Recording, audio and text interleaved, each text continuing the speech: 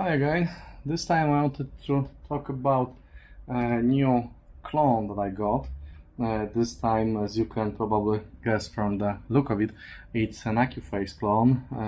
It's a C245 preamplifier clone. Clone meaning that it's not exactly one-to-one copy, but it's using the same circuit. But it was simplified because the original C245 uses some additional controls, like for example for tone control. And this one is just a preamplifier section with selector for inputs, with very nice VU meters. I love them, absolutely love them, especially in the evening, and volume control. Why I got this? I got this because many of you have asked me about some recommendation for the preamplifier for the cloned amplifiers that I've reviewed. That means Musical Fidelity A1 Clone and BRZHIFI NHB 108 clone called D5 Pro. Check out the videos on these. So many of you asked for some kind of recommendation. I've asked for a recommendation of preamplifier for Musical Fidelity, the shop that I got Musical Fidelity from. And I also got another preamplifier because of two reasons. The first one is you've asked about some recommendations, but the real reason was that I was really curious about Accuphase clones, because there's much to read on the web about these, and some of guys that bought them love them. Some others love them, but say that they may have some issues. But mostly they were positive opinions. So I've decided to give it a try, and I've ordered one from Funkinia store. As you can see, it's actually produced by BRZHIFI, so it's not some kind of unnamed no-brand amplifier or preamplifier. This is actually the device that has the producer name proudly displayed in the front of it. So, the usual things first, the build quality. The build quality is, as always with the clones, absolutely great. This is one of the things they never cheap on. They give you nice full aluminium case made with some nice CNC machinery. I'm unplugging the power in the back right now. Okay, so what do we have here? We have volume control and we have input selector. And actually I need to power that on once again because I wanted to show you something. Because believe it or not, but this is the first clone that comes with a remote. This is the remote. It's very cheap. It's very plasticky. It controls only one thing, meaning volume. You cannot change the inputs via remote. You can only control the volume, but it works. So let's take a look. It's nicely motorized volume pot. It's very quiet, so it's a very good thing. There's one problem with it though. It has to gain the momentum. So if you're pushing the button, it starts to move, but once you finish pushing the button, it still moves for a while. I'm not sure if you can see that. So it's a funny thing to try to get the accurate volume setting, because it's either too small or too big increase. But in a couple of hours you get used to that and you know when to stop pushing the button. So, two good things.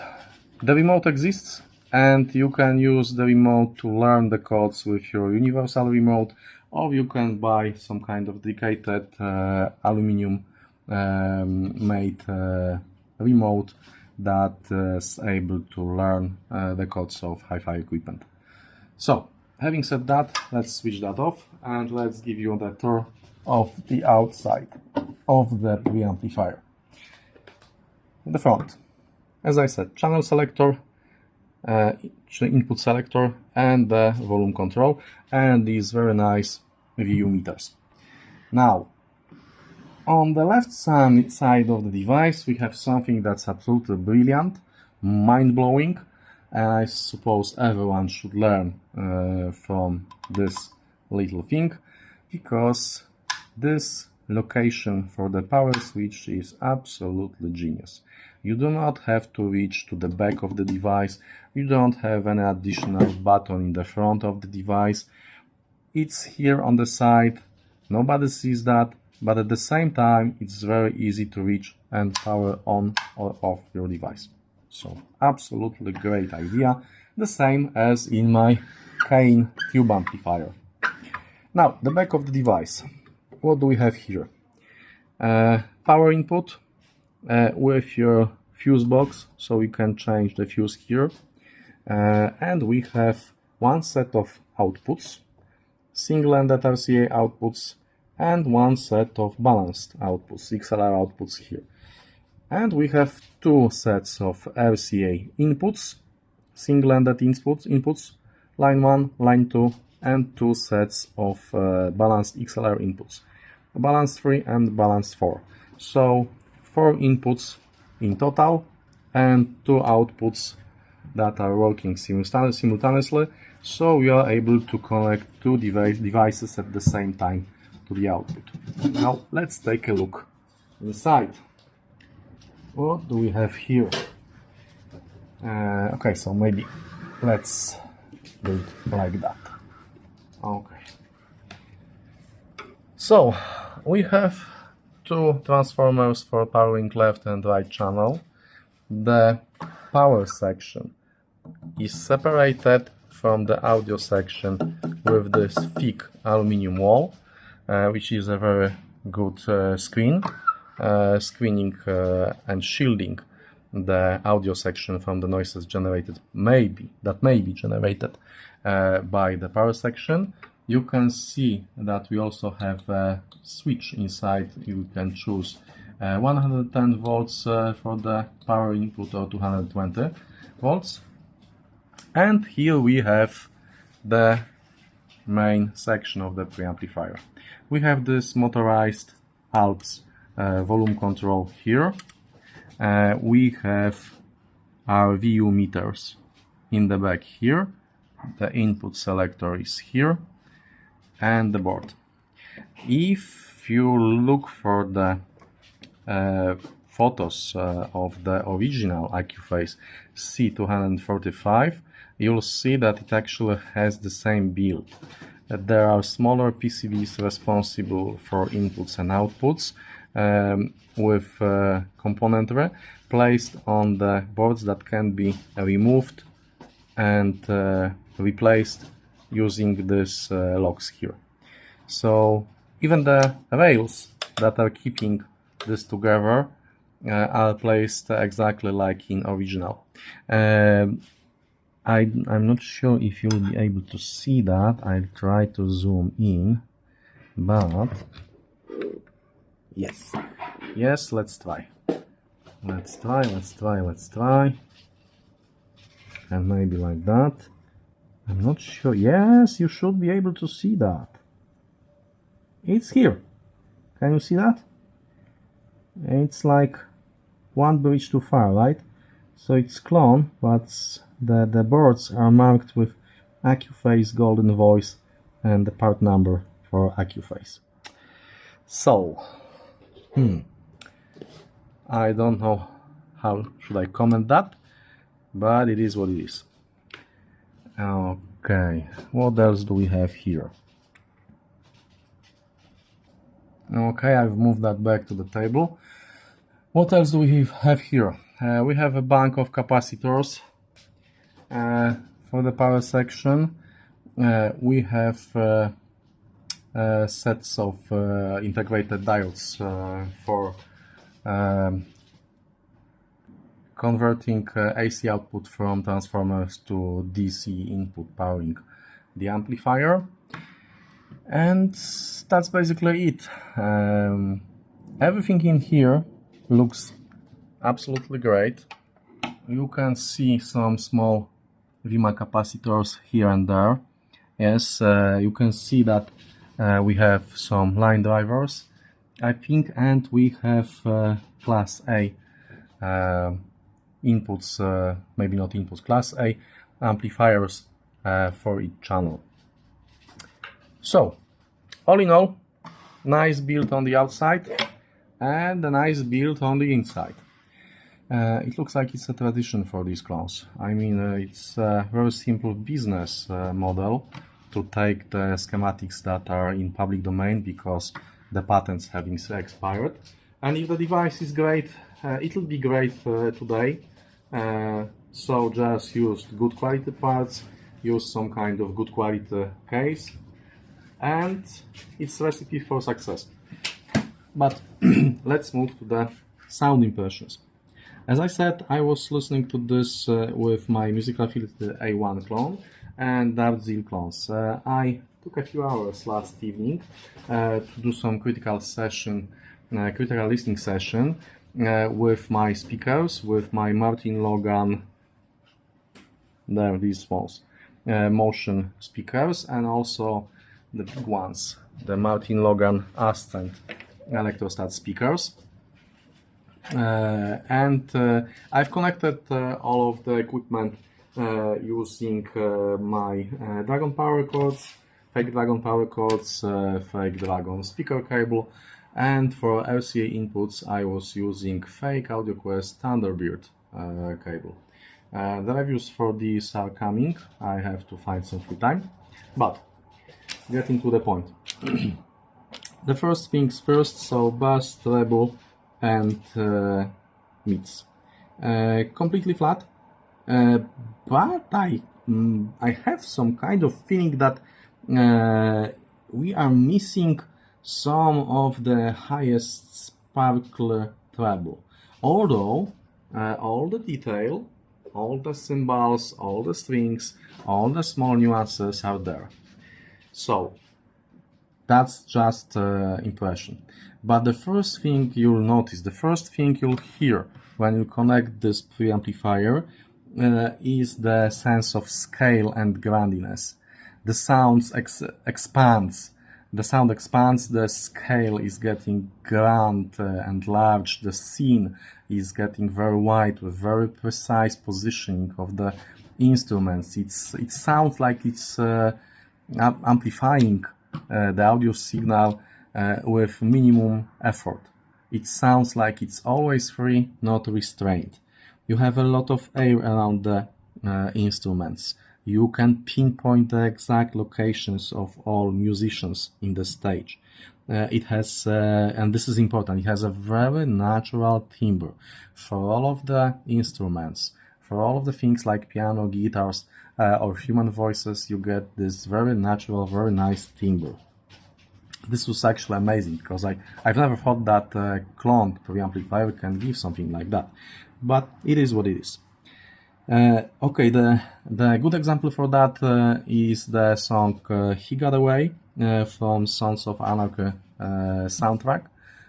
Listen to the voice of the singer, listen to the sounds in the background. All of it comes in a very, very natural way, like it's not a recording, but you'd be attending a real life event. So this was something that surprised me very much, but in a very positive way. Okay, the 3D. As I said, you have a full holographer, you have a very nice, very precise stereo image, including depth information, height information. The depth information is nicely organized into layers. You are hearing precisely when somebody is standing behind someone, when some instrument is farther, deeper in the scene, or closer to the front. So this is a very, very nice 3D effect. And when connected to Musical Fidelity, it's like it's getting some two hits combo, because Musical Fidelity Clone is also very nicely 3D, and they all together give you almost like, I don't know, some kind of 3D game or something like that.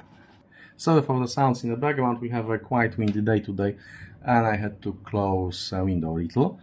It should be quieter right now. Okay, now, the sense of scale. When I was listening to this last evening, I've catch myself that I wanted to go louder and louder and louder. The music was very natural, and my reaction to the songs that I've used in my test list was plus, plus, plus, let's make it more loud, let's make it louder. So I've never felt like it's too loud. I've never felt like there are some kind of distortions that would make me want to change and adjust the volume to something lower. Okay. Let's take a look at another page of my notes, because yes, I took notes last night.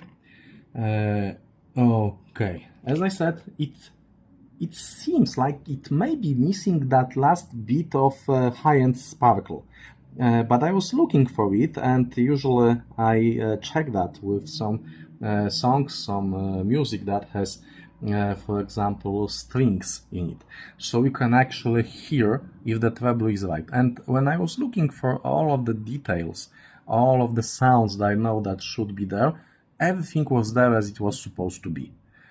But that feeling, I can't describe it. It's something that, as I remember, is common to all almost Accuphase, original Accuphase equipment, because this causes this nice effect that you're never fatigued by listening to this equipment. All of the detailed information, all of the airiness is there, but it's never fatiguing. So that's it. Okay. I can see that I've noted one thing once again, that we have very natural piano. The piano sounds very from lifelike instruments. Okay.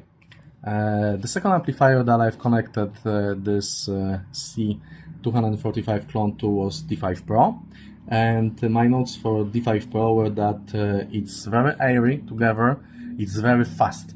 You have a sense of speed, everything hits very hard and very fast, and at the same time it's very effortless. You never feel or you never hear like this setup would be struggling with anything. It's more like it's doing this, but it can do also 10,000 things, other things at the same time, and it's never really tired of playing music. I know it sounds stupid, but that was my impression. Another thing that I've noted is that the scene was a little bit less 3D than with Musical Fidelity, but that's because Musical Fidelity is Class A, pure Class A, and D5 Pro is Class AB. So the scene is amazing with Musical Fidelity, and this doubles with this preamplifier, but it doesn't mean that scene with D5 Pro was bad. It was actually excellent. It was excellent, it was three-dimensional, just not as amazing as with Musical Fidelity. But if I have never heard Musical Fidelity clone, that would be my reference setup for these two devices. Okay. I've also wrote that technically the setup with D5 Pro is better. There's more detail, there's more dynamic, but that's easy to explain. D5 Pro basically is 150 watts per channel, and Musical Fidelity clone is 20 watts per channel. So yes, you will have more dynamic and more precision and detail pairing this preamplifier with D5 Pro. And that's basically all. So all in all, very good detail, very good, very natural timbre, and very three-dimensional imaging. Only superlatives. So basically, I was very surprised how good this sounds. And if you recall the things that I've told about in the past couple of minutes, you may start to see some picture emerge, because the traits that I've mentioned here are common to original Accuphase amplifiers and preamplifiers. This is a kind of house sound that Accuphase has. So, copying the PCB, copying the schematic, using good quality parts will give you a very similar sound signature. I suppose that original Accuphase will sound slightly better because of, for example, pairing of the specific transistors here. These are meant to be paired, yes, and everything sounds great. Original probably will sound a little bit better. The thing is, if this little bit better is worth the price difference. Which brings us to the price aspect. This preamplifier clone is not as cheap as the preamplifier that I reviewed recently. The recent video was on JC2 Max from Transaudio. This one is more expensive. You can get this for like $600, $650, shipping included. I got this one off eBay this time because I wanted to check if buying from my supplier through eBay will be as good and as positive experience as getting this from AliExpress, and it was. So I can wholeheartedly recommend the shop in my links that you'll find under the video. But you can also see some prices higher.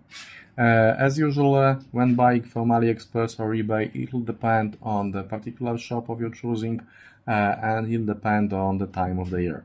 I'm recommending Fan Kenya because this is my fourth purchase from them, and everything's fine, always. So it's safe, and that's quite important when you're ordering things that are being produced and sent to you from over half a world around. But the pricing, the $650 was the cheapest price that I was able to find.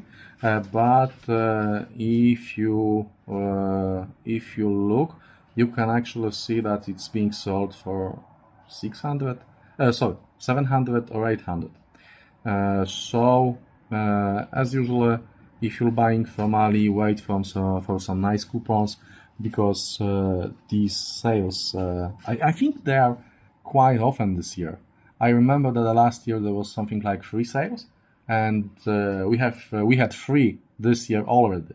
So the last set of coupons was for $50, and I was able to lower the price by $50. That's much. That's much. That's not exactly a small amount of money that you can actually get for free. So I highly recommend this one. As I said, the second reason that I got this, particularly this one, was that I'm very curious about the Accuphase clones. And I've ordered, and I have coming my way Accuphase E405 power amplifier that was recommended as a pairing to this preamplifier. So stay tuned, it's on the way here. It should be, I hope, within a week. Then I need something like 2 weeks for Berlin, and then I have to find time to record the videos, which means that somewhere during this month or at the beginning of August, I should publish some kind of video on power amplifier that would complete this Accuphase fake clone setup. So stay tuned. All in all, highly recommended, very, very good preamplifier with XLR inputs, XLR outputs, which is important for me because whenever I can, I'm using fully balanced setups for my audio. The price, it's cheap. Let's be honest about it. $600, $650, $700, or even $1,000 for something that plays with this kind of sound quality is still cheap. So highly recommend that. Buy one, thank me later, and I hope you'll have a great day. See you next time.